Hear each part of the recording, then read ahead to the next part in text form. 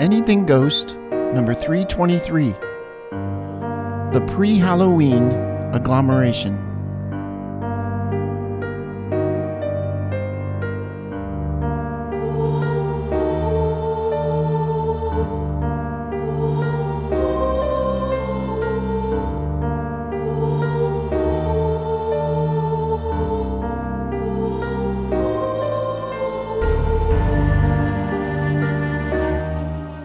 Welcome to Anything Ghost. My name is Wahl. Anything Ghost is a place where people share their personal, paranormal experiences or ghost legends, and I read them to you. In this pre-Halloween agglomeration episode that I called it, I'm going to be delivering a jambalaya of ghostly and paranormal stories in various forms. Some of the stories I'm sharing are from the first year of Anything Ghost. In those stories, I've made some edits like music or adding pauses, but I left the original voice from almost 20 years ago. Along with that, there'll be other special ghostly prizes. So let's get right into the Anything Ghost pre-Halloween agglomeration.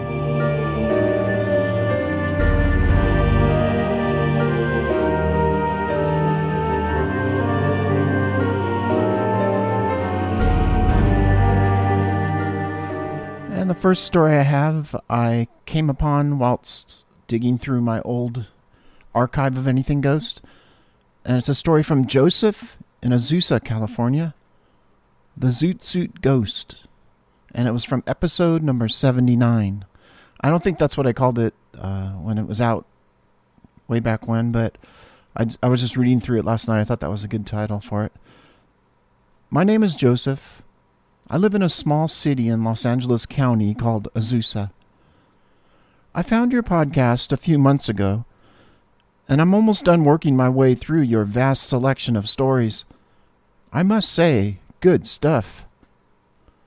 Even before my personal experiences, I have always had a fascination with anything mysterious. At this point, I had to write in and tell my story, since I have been fortunate enough to hear all the awesome stories that have been submitted so far.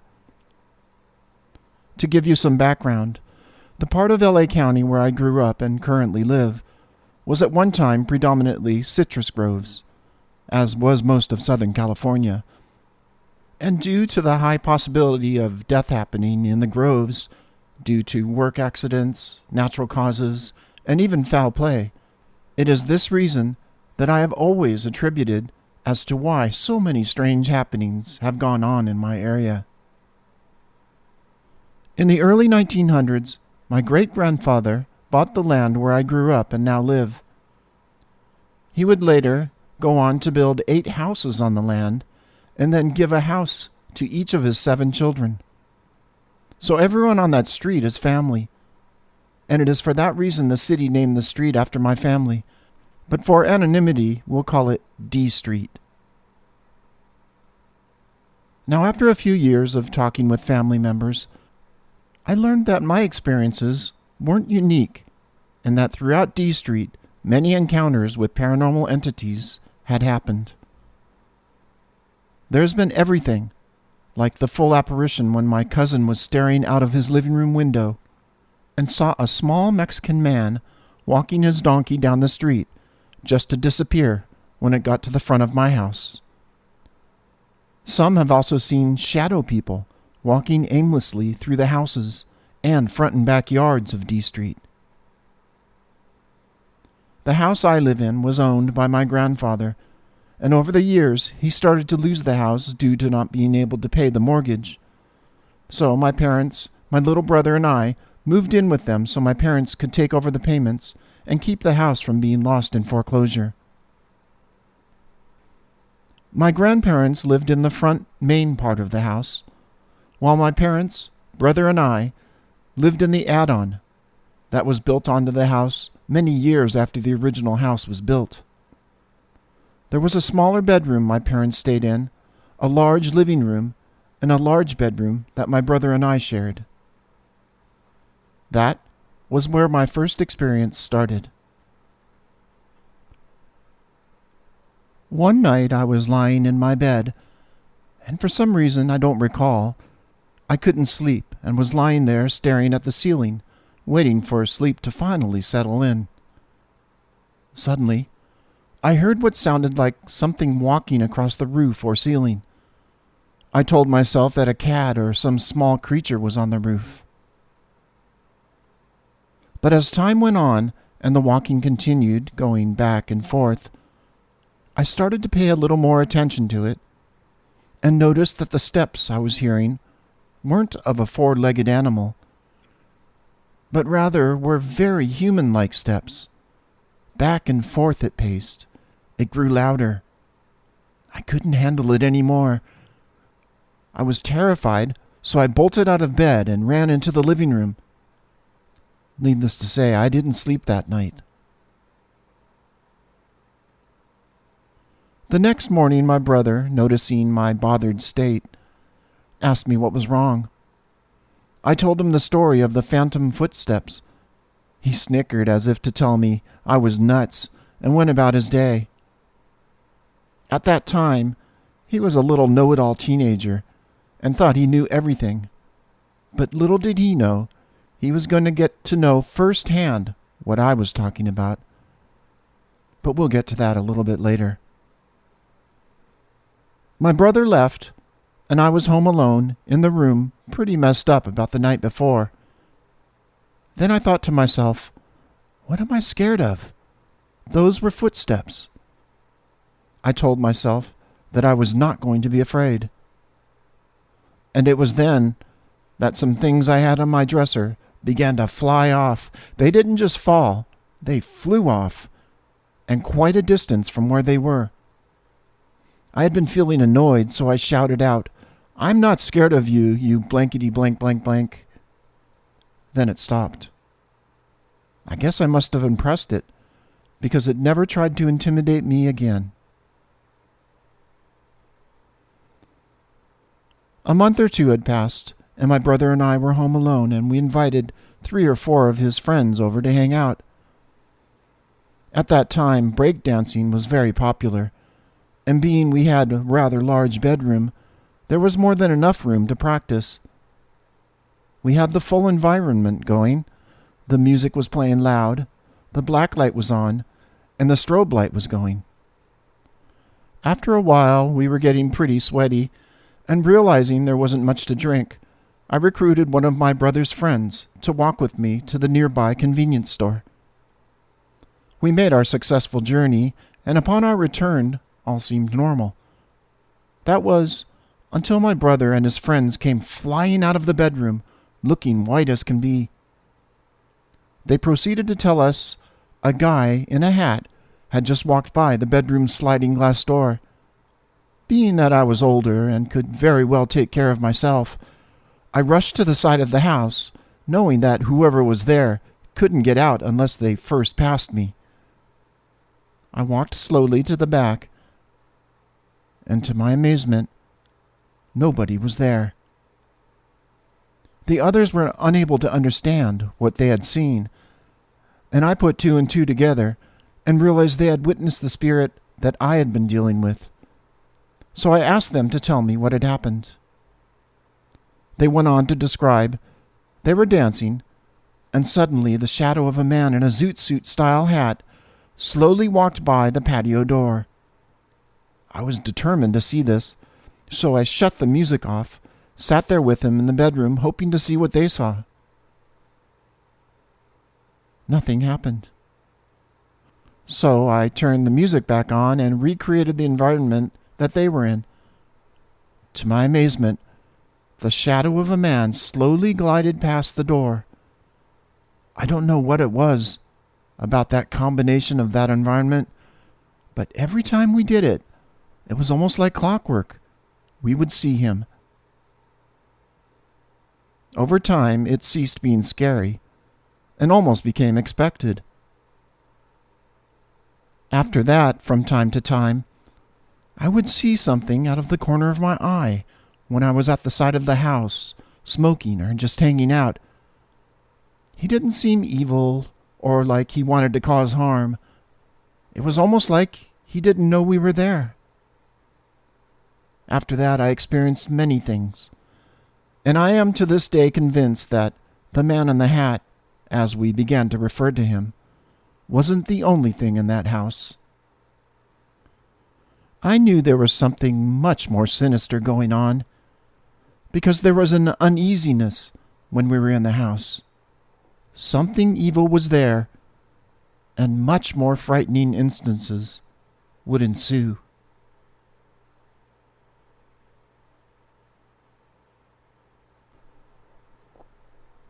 And again, that was from, where is it? Joseph in Azusa, California. The Zoot ghost. I guess it was actually Zoot hat ghost. But that was from episode 79. And we're going to move along now. He sent in other stories, I guess, but that was at a time when I had a hard drive crash. So I lost a lot of records of those old stories. But I'm slowly digging stuff up. Okay, so next up I'm going to share 3 or 4 stories from the first year of Anything Ghost. And the first one's from Kelsey in the U.S. Grandma's Haunted Farm. It was from August of 2006. And again, I'm not reading this now. This was the original recording, and I adjusted some of the music. The stories that I have for you are my personal experiences at my grandmother's house. She just passed away this Monday, August 17th. It was sad, but her love and memories are at the house. A bit of background on the house and my family. The house was built in the early 1900s, and it is a beautiful white house on a big farm. Well, what used to be a farm. Now it's dilapidated, and all the buildings have seen better days. My father grew up there with his 4 siblings, and he would always tell me about strange things that happened. He doesn't believe in ghosts the way that I do, and he just says to me time and time again that his experiences are just something that can't be explained. But one of his brothers told me that a great Aunt Willie haunts the house. She bothers only the men in the family, because when my mother or aunt sleep in Willie's room, nothing happens. But when my Uncle Tom or Cousin Marshall stayed in there, they said that Willie visited them. They weren't clear on the details, so I can't write the full story until I bug them about it. The first thing that happened to us in that house was nearly 10 years or so ago. I was 5 or 6 playing upstairs with my cousin Kristen. We were playing with her mother's old doll when we got hungry, so we ran downstairs to get cookies from my grandmother. We knew she wouldn't tell our parents, and we felt sneaky as little kids often do. We were walking back to the stairs when we heard a thump, thump, thump, coming down the stairs. At first we thought it was Grandpa coming down to see what we were up to, but then we noticed he was watching television in the other room, and he wasn't the kind that would thump downstairs. We quickly went to investigate, though sometimes I wish we didn't. At the bottom of the stairs sat Kristen's mother's doll, sitting straight up. The look of terror on Kristen's face mirrored my own. We had sat the doll on the top floor, away from the stairs. The very reason to keep it was to keep it from falling down. We went screaming back to our grandmother and held onto her leg. Being 6 years old, I didn't understand what was going on, but I knew I didn't like it. The second thing happened a couple of years ago. At Christmas in 2006, I think. Kristen, Shannon, my new step-cousin, and I were playing dress-up with my grandmother's clothes in her bedroom on the first floor. We were having a good time. The entire house was filled with our family, and we felt the spirit of the holiday. We were talking about different things that would interest a couple of teen girls when pure terror came over Shannon's face. She was staring out the window that was behind Kristen and I. The look was enough to make the heart jump clear out of my chest. I didn't want to turn around, because I was the closest to the window. I felt frozen. I stared at the ground, then looked back at Shannon. She had the same look. I slowly turned simultaneously with Kristen, and we came face to face with a woman. We stared at her, and she stared back at us. I wasn't sure if I should be scared or not. Her face wasn't terrifying. She was actually very pretty. It just didn't look living. Her eyes weren't alive, and she was pale, basically white. Kristen whimpered, and that was enough to break me out of my trance. We were gone. We flew out of the house screaming and pointing toward the bedroom. The other adults laughed at us. We were basically in tears when they got serious. My Uncle Steve, he passed away 3 weeks after the next Christmas, led the way back into the bedroom. All three of us were reluctant to go into the room again. Shannon was in front, then came me, with Kristen in the back. Steve pointed at a picture over Grandma's bed and said, "Is that her?" We all looked at the picture. Sure enough, it was the woman. She was very beautiful and had a flowing gown. Shannon screamed a blood-curdling scream and darted out of the room, knocking me and Kristen to the ground. I screamed because her scream shocked me. She ran for the couch, away from the laughing adults. She was crying, and Kristen and I were trying to comfort her. We weren't as freaked as she was. I'm thinking the face may have been something else before we turned around and saw it. My dad came up to us and told us, "Hey guys, you're just freaking out each other. The woman in the picture is Aunt Willie. You probably just saw the dog." He meant Precious. She was a white and gray big dog. But the face was too human to be her. We refused to believe it, and refused to go back in the room. The incident freaked us all out. The terrorized look that came over Shannon's face wasn't explained. Yeah, she was the first to see it, and like I said, the face may have changed when we turned around and saw it. I have thought about it for a few years and came up with a source that could possibly explain something. Shannon was my step-cousin. Kristen's mom remarried and got another daughter. Shannon was the only girl there that wasn't a blood relative. Maybe Willie didn't like her at first. Needless to say, all three of us are a bit edgy in that house. I'm not saying I don't like it. I just feel there is a presence there, sort of freaky. But it isn't an evil presence, just sort of off. It isn't like whenever a clock goes off downstairs. It's an eerie sound. I feel like a ghost is going to pop out and shriek, "Boo!" I think it's Auntie Willie, checking up on her family and making sure that we all stay in line. But nonetheless, I refuse to go upstairs or in Grandma's room without someone there.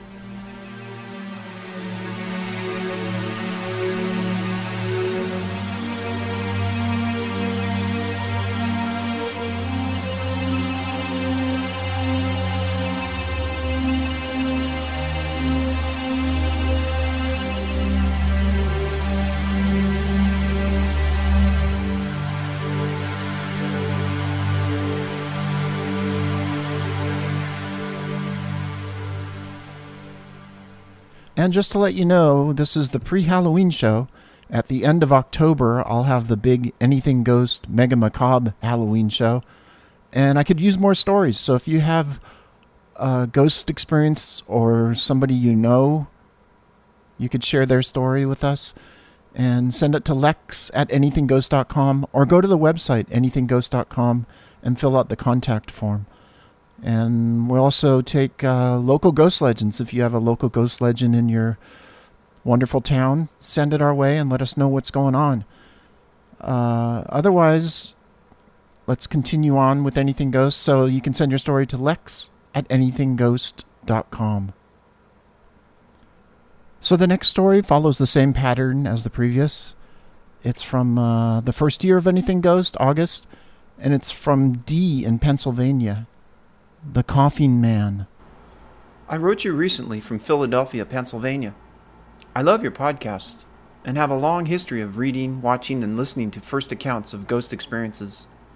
Throughout my life, I've always thought of ghost stories as just fun, until about 12 years ago.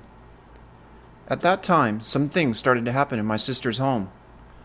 Also, I've been an RN for 20 years, so I really enjoy the recent story from Amanda, the nursing assistant. Maybe I'll write about my observations in the future. Anyway, when I was a little girl, my family used to have family time, during which both my parents used to tell ghost stories. My father grew up in North Carolina and used to tell us about local ghost legends from his childhood. However, my mother, with much prodding, reluctantly recounted some personal frights from her youth. My mother, the oldest girl of 5 children, was her father's favorite.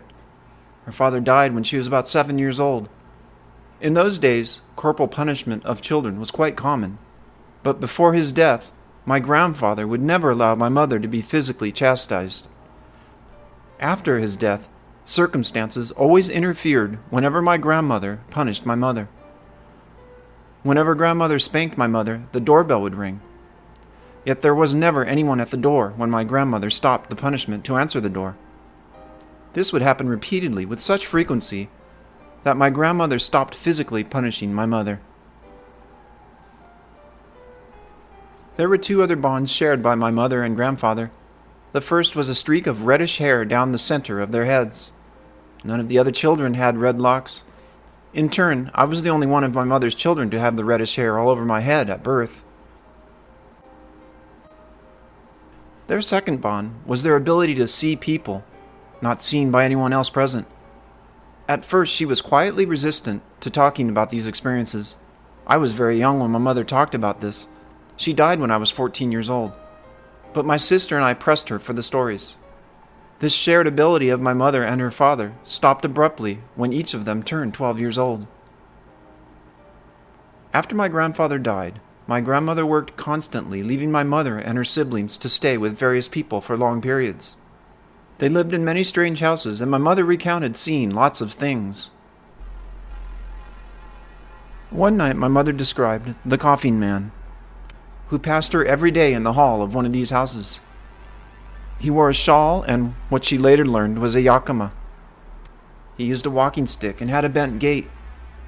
Even now I remember my childhood mental image of him. My mother said the old man would cough furiously until he disappeared through the bathroom door. He passed into the bathroom every morning at the same time. My mother was very young at the time and didn't at first understand what she was seeing. After a while, she learned to get in and out of the bathroom before the man's morning ritual. However, if she was late, my mother would press herself against the wall to let the man pass into the bathroom first. She would then enter the bathroom after his cough fit was done. This man got my mother in terrible trouble. Her caregivers would holler at her for being so slow to bathe. Her siblings never saw the man. Since no one believed her, my mother stopped telling people. It took my mother some time to understand that these people were real and were not seen by other living people. She learned not to press the issue when a companion did not see the people she saw. My mother's last sighting was on her 12th birthday, when she and her friend Vanessa were walking down the street. My mother remarked about a well-dressed woman wearing red from head to toe. Vanessa was confused, and my mother knew she was seeing one of the people. The woman walked ahead of my mother and Vanessa, then turned down a dead-end street. Of course, she was gone when the two girls reached the street. Interestingly, I remember my mother saying that sometimes the people seemed to see her, and other times they ignored her, like the coughing man. My mother had one other experience as an adult, but tried to hide it from me. It happened when I was 7 or 8 years old. I found out anyway. Perhaps I'll write about that next time. The truth is, I have not recounted these stories often. Both my parents died while I was still a teenager. I later received an adopted family. Since the stories seem to scare everyone, I don't mention them. Nevertheless, I find the stories cathartic. They are some of the last true memories of my mom.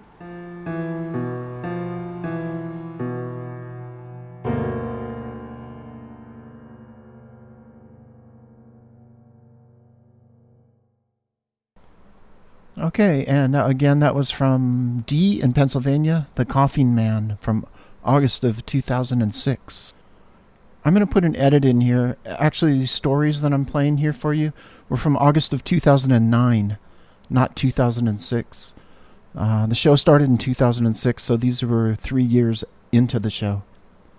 But regardless, they're pretty old. And now back to the show. And I left when I edited it yesterday, I left the volume of the music too low. So sorry about that.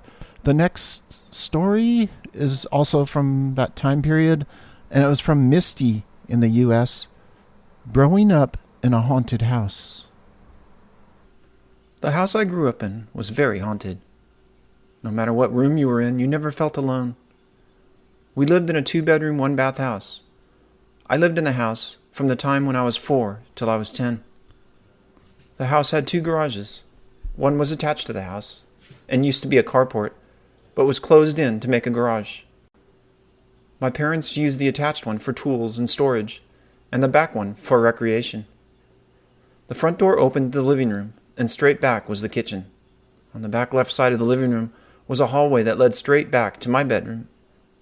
My parents' bedroom was on the left side of the hallway across from the bathroom door, which was on the right side of the hallway. This may help you better picture where things happened. Our closets were wood sliding doors, and all the shades in the house pulled down from a roller and were solid white. Every night I would make sure the doors of my closet were closed, and almost every night the right side would open. Some nights it would wake me up, and I could see a gray man standing in my closet. He looked gray like from an old black and white movie, and I couldn't distinguish any features. He never moved or said anything. He would just stand there. I wasn't afraid of him. I never felt threatened by him. Most nights I would just roll over and go back to sleep. I had 2 windows in my room. One looked out to the backyard, and the other at the side yard against the neighbor's house. They had no windows on the side of their house. I was terrified to open the shade of the window that looked out on that side yard. I don't know why, but I would never open it for the light during the day. Sometimes at night, I could hear someone walking the length of our house in the backyard, and if there was a moonlight, a shadow would pass across the shade as they walked by. I once got up the courage to look out the side of the shade, and I couldn't see anyone as it passed by again. I remember one night climbing down from the top bunk and stepping on something warm and squishy like flesh. But it was gross kind of squishy. I felt fingers start to close around my foot, and I jumped and screamed at the same time. I turned on the light, and there was nothing there. There was no one sleeping on the bottom bunk at this time. I was telling my mother about this a while back, and she said she had the same experience one night in the doorway where the kitchen met the living room. We had a window that looked out into the garage that was attached to the house, since it used to be a carport. Since there was no light to come in through here, my mom always kept the shade over it closed. I remember when I sat at the table, I sat as far away from that window as possible. There was something evil on the other side. These were the only windows in the house that I had a problem with. One night, I woke up to the feeling someone was staring at me, and I looked toward my door. My mom was standing there looking at me, and she just turned around and walked down the hall. I thought that was really weird, so I got up to see what was wrong. I looked around my dresser down the hall and asked, "Mom?" And whatever it was turned around and disappeared at the same time, smiling at me. One night, around dawn I think, I woke up to the feeling again that someone was staring at me. I was lying on my left side facing the wall, and I heard a deep male voice say, "Don't turn around or I'll scare you to death." Needless to say, I didn't turn around, as this was not my father's voice. He does not even have a deep voice. I felt fingers go around my throat, but I was too scared to scream or move. Luckily, they didn't tighten their grip. I felt them slowly remove their grip, slide along my neck, and I laid there until my mom came to wake me up for school, when I started crying and told her what happened. She could clearly see fingers on my neck and woke up my dad. They searched the whole house, and all the doors and windows were still locked from the inside. My mom concluded I scratched myself in my sleep, but I was wide awake, and I know what I heard and felt. The back garage had an attic above it that could only be reached through a small hole in the ceiling. There were no stairs, so my dad always had to use a ladder to put anything up there. Neither of my parents liked going up there, but I didn't know that until recently. One day, my best friend and I were out playing with the big puppet house my dad was making for the church. We were sitting behind it playing with our Barbies when we heard the big springs that held up the garage door start to creak. They started groaning louder, to the point that we thought the whole place was going to come down. We peeked through the window of the puppet house and could see the ceiling start to bow just above the spring closest to us. Where most of the weight seemed to be, we could see a man's high-top black boot. Only one. We hightailed it out of there as fast as we could and never played in there again. At night sometimes, I could hear what sounded like a dinner party going on in the kitchen. I could hear dishes being moved around. But if I ever got the nerve to get up to see what was going on, they would stop as soon as I was in the hallway. Sometimes the dishes in the sink left over from the night before would be moved. I did an experiment to see if they were really being moved. I placed a pan on top of the pile, and it was on the bottom under the plates and glasses in the morning. Years later, as a teenager, my dad owned his own mechanic shop. He built an apartment inside the shop, above and beside the office. My room was above the office, and I shared it with my 4-year-old brother. My parents' room was next to the office, and the bathroom was on the other side of the office. Sometimes my parents would ask me to babysit while they went out dancing. They would make sure that I locked the door, and that all the other doors were locked before they left. Almost every time they went out and left us alone, I would hear very clearly and very loud footsteps walk across the shop toward the stairs that led up to the bedroom. My walls didn't meet the top of the shop, so if I stood on my bed, I could see the entire shop. And my dad usually left a few lights turned down low so they could see when they got back in. They were plenty bright enough to be able to see each and everything in the shop. The footsteps always came up the stairs and stopped at the landing just outside of our bedroom. I could see the landing clearly as I had no bedroom door. No one ever came up here, so no worries. I never saw anyone walking. I only heard the footsteps. I would stand on my bed trying to see who it was, but there was never anyone there. Not too long after, we moved to another house, and the attic there was haunted. The only entrance was through a hole in the garage in the ceiling. My stepdad never liked going up there. And one time he saw a black form slowly crawling toward him when he was up there. Sometimes I could hear scratching noises on the ceiling of my room, and other times I could hear a woman's voice calling my name in the middle of the night from somewhere inside my room. If my friends stayed the night, they could hear it too. One night my best friend and I were home alone when we heard what we can only describe as a Dixieland kind of music blaring through the house. We ran outside on the back porch, and as soon as we shut the sliding glass door, we couldn't hear it anymore. But if we opened it, we could hear it again. The glass was really thin, and we should have been able to hear it through the glass, but we couldn't. When we first moved in there was a little cross made of strips of bamboo that had been stapled together and taped on the back of the door of the bedroom that I chose. I never told anyone about it and threw it away. I told my mom about it after we moved, and she said I probably should have left it there.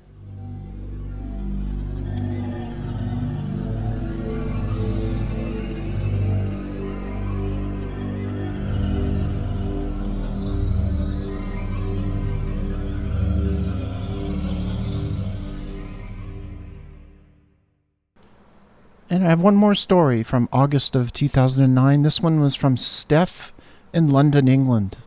The Haunted Theater.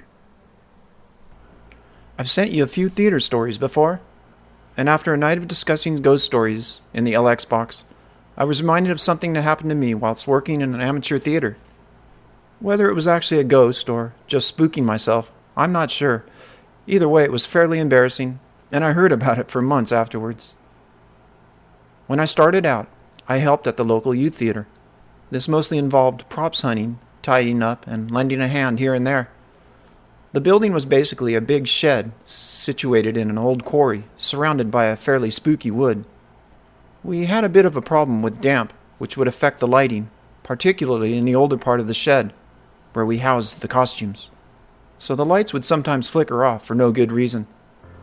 The costume area was very much a traditional costume store, with long wooden racks going on for what seemed like miles. There were a few people who refused to work in there because it was pretty spooky, especially as you got further down the costume rails. I was shoe hunting, which meant that I was at the far end of the costume rails, at the very back of the building. Even if the lights didn't occasionally flicker, you needed a torch this far back. I had on my head torch and was packing through the hundreds of pairs when I realized just how cold it got. I could see my breath. This wasn't entirely unusual. Being down in the quarry, like we were, the wind tended to stay trapped and the temperatures low, but it did put me on edge a little bit. I worked for another 10, maybe 15 minutes, when I felt someone put a hand on my shoulder. I hadn't heard anyone come in, and I would have heard, as the door sounded like something out of an old Hammer horror film when you opened it. I stood frozen for a moment before something brushed against my leg, and I bolted, tripping over various items as I fled the costume department. It took me about a week before I plucked up enough courage to go back down in there. During that time, I endured much teasing from my coworkers, but lots of understanding looks. There were a few other stories associated with the quarry, one involving a young boy who was buried during a freak accident, and another involving a policeman who apparently wanders around holding a lamp. The belief is he was killed during the Blitz. As far as anyone would admit, no one had ever seen anything inside the actual building, but considering the majority of our costumes were sourced from local charity shops or old costume houses having to clear out, who knows? Maybe we do have a few extra ghosts.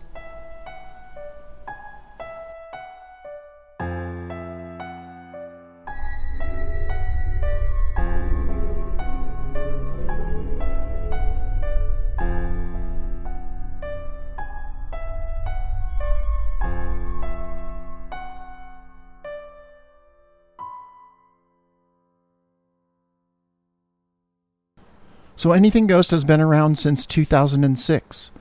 And as you heard, there are a lot of great creepy stories that are stored up in those archives.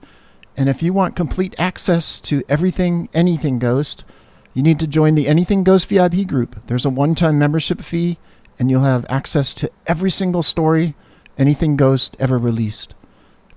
For more information, go to Anything Ghost and then go to the Join VIP area, anythingghost.com.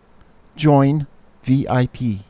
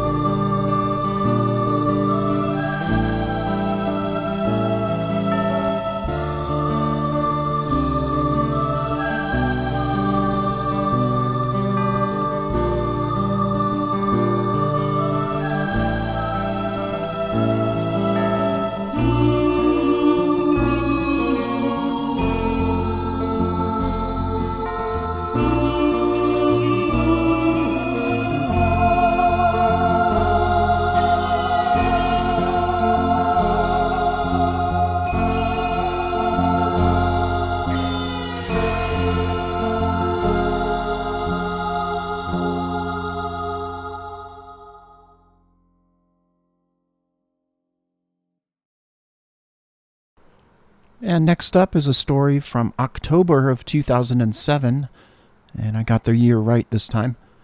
and it's from Wesley in the U.S. Shadow figure on campus. This is from Wesley. Dear Lex, I stumbled upon your podcast after listening to the Haunted New Jersey podcast. I thoroughly enjoy it and appreciate all of your hard work. Much like yourself, I have a strong interest in the paranormal. Back in junior high, I read whatever books the library had on the subject. I learned whatever I could. It wasn't until I was in college that I would experience my first and only paranormal experience. In Oregon, it's always raining and dark in the fall months. On the campus, there was one computer lab that was open 7 days, 24 hours. I would use it on a regular basis in the evenings working on design assignments for class. One night, I was walking back to the dorm as always. It was late, probably past 11, and a light rain fell. You could see the drops in the haloed campus lamps. As I walked past one of the classroom buildings, a shadowy figure came around the corner and stopped when I looked upon it. We both just stood there for a few seconds. I stared intently. From what I could see, it had no features, just blackness in the shape of a person. It was about the same size as a small child, so logically I assumed it was a small child.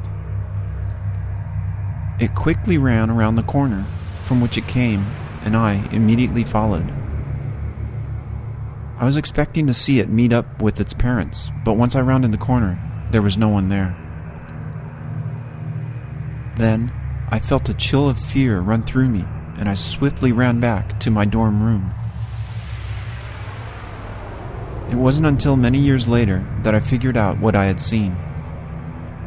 I read about the phenomenon known as shadow people.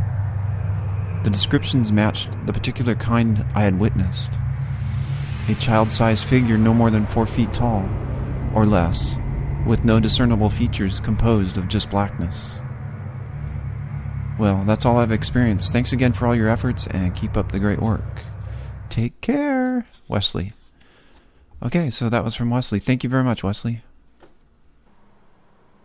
And here's another story from the exact same episode, October of 2007. It was episode 50, by the way. And this one's from Chris in the U.S., Car Crash Spirit. And I think you'll notice in the last couple episodes that I used to have the music really loud in the background, and this one's exceptionally loud. So I apologize for that, but I don't have the original raw files on hand where I could make the edits now. So here is Chris's story. Okay, this is a mail from Chris in Tennessee. And he writes, Hey Lex, first I would like to say I love your podcast. I've been listening now for around 6 months, and here's a short story for you. In my hometown about 3 years ago, there was a boy of 18 or 19 who had been speeding in his truck. The police tried to get him to pull over, but for one reason or another, he ran from them. The chase went on for about an hour and ended at my driveway where he lost control and crashed into a mulberry tree. He was killed on impact. Here's where it gets strange. At the time, I owned a new Dodge Ram truck. Once or twice a month, as I came home, my truck would die as I turned into my driveway, heading straight for the mulberry tree that the boy had hit. When the truck would stall, it would be hard to turn the wheel, and several times I almost hit the tree. I have scared several people riding with me when this has occurred, and I would then tell them the story. The truck never died anywhere else, and only stalled when I was driving in the same direction that the boy was traveling on the night he died. This continued happening until I traded in the truck last year. It has not happened since. And that's from Chris in Tennessee. Thank you very much, Chris. And there's another Chris in Tennessee who wrote this. I decided I wasn't going to play EVPs on my show anymore. And this next story is an old newspaper ghost story. It's from April of 1905, and it's about a headless ghost and Cry of Phantom Babe on the Kankakee River in Illinois. LaPorte, Indiana, April 5th. It has long been acknowledged that the Kankakee River region has been most fertile when it comes to producing sensations of news value. It will be recalled that the petrified woman, the 24-foot rattlesnake, the fire that burned 250 feet into the bowels of the earth, and various other sensational bits of information emanated from that quarter. While the sea monster of Kuntz Lake, the woman who went into a trance and had a vision of the hereafter, and the Robber's Cave have found location in the southern part of LaPorte County. But of recent years, the murky-watered river bottoms have not been before the eyes of the reading public as frequently as during the days when the fertile imagination of the metropolitan newspaper correspondent was given unlimited scope. The latest sensations. However, the fake reputation of the locality was increased this week when a headless man was alleged to have walked the tracks of the Lake Erie Railroad near the old Flaherty farm, when the cries of an infant were heard in the house occupied by a man named Columbus, who was killed in an explosion of an engine a few years ago, and when the body of an infant was found in the yard of the Flaherty home. It would appear from this that an effort is being made to reinstate the Kankakee region in good standing as a sensation producer. According to Jesse Brown and the members of his family who reside in the Flaherty house, the headless man and cries of an infant from one of the vacant rooms of the Brown house have been too frequent for comfort. The headless ghost was first alleged to have been seen by Lake Erie and Western trainmen on a dark night as they were switching cars at the Flaherty siding. And since that time, the headless man in phantom shape is alleged to have been seen about once a week. So positive is Mr. Brown that the cries of an infant have been heard in his house at night that he is willing to stake a team of horses against $50 that he can prove his assertion. In speaking of the finding of the remains of an infant in his dooryard, Brown said that the body was carried into the yard by a dog and was found on the following day by his wife. It was immediately buried. Okay, so that's something from Kankakee River region in Illinois in 1905. Times were a little different back then, I guess. A dog carrying a body into the yard and being buried. But, yeah, so if anybody out that way has any stories to share like this, any local lore, send them to lex@anythingghost.com. Same with everyone else in the world. But looks like I'm going to be wrapping this up for episode number 323. And next up will be the big Halloween special. We call it the Mega Macabre Halloween special. So I look forward to any stories coming in. And thanks for listening in on this episode. Until Halloween, have a great fall season and take care.